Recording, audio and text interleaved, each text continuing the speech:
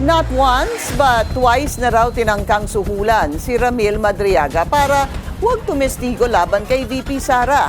Name your price daw ang alok sa umano'y dating bagman ng pangalawang Pangulo. Ang detalye sa agenda report ni Andrea Salve. Dalawang beses na raw naalok ng suhol si Ramil Madriaga, ang umano'y dating bagman ni Vice President Sara Duterte para hindi tumistigo laban sa bise na ngayon ay muling nahaharap sa impeachment. Ayon sa counsel nitong si Attorney Raymond Palad, nangyari ang bribe attempts bago mag-February 14 ngayong taon. Ang una, galing daw sa dati nitong kasamahan sa ISIP Pilipinas. May first attempt po na sinabi ng misis niya na may dadaling pera, pero sila na mismo nagsabi, well, hindi pwedeng magdala ng pera dito sa Annex 2. Pero yun, ang kausap doon, misis niya, hindi si Ramil. If I'm not mistaken, parang late isip yung location. Iligil siya ng $2.2 million.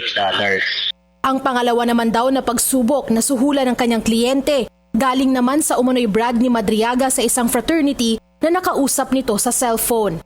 Sa kanilang palagay, may halong politika ang bribe attempts pero pagtitiyak niya, hindi ito nakaapekto sa kagustuhan ni Madriaga na tumistigo laban sa bise kung siya man ay ipapatawag.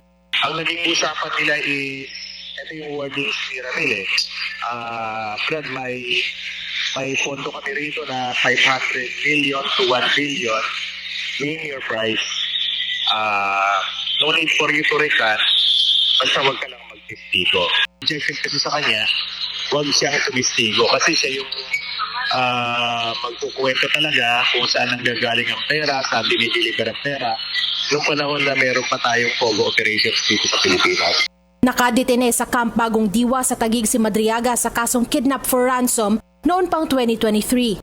Disyembre naman noong nakaraang taon nang maghain ito ng affidavit sa Office of the Ombudsman kung saan binunyag nito ang pagdadala umano ng malalaking halaga ng pera sa ilang mga personalidad sa utos daw ni VP Sara.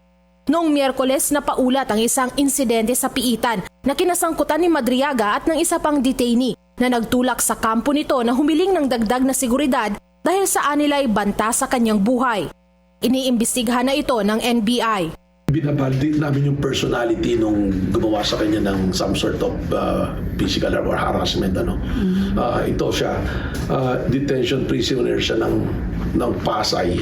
So we are trying to look into it. Bakit bigla siyang nalipat doon sa kampo na Bagong Diwa doon saan nakadetain si Madriaga. Sinampahan na ni VP Sara ng reklamong perjury si Madriaga. Kasabay ng patuloy na paninindigang gawa-gawa lang nito ang mga aligasyon laban sa kanya.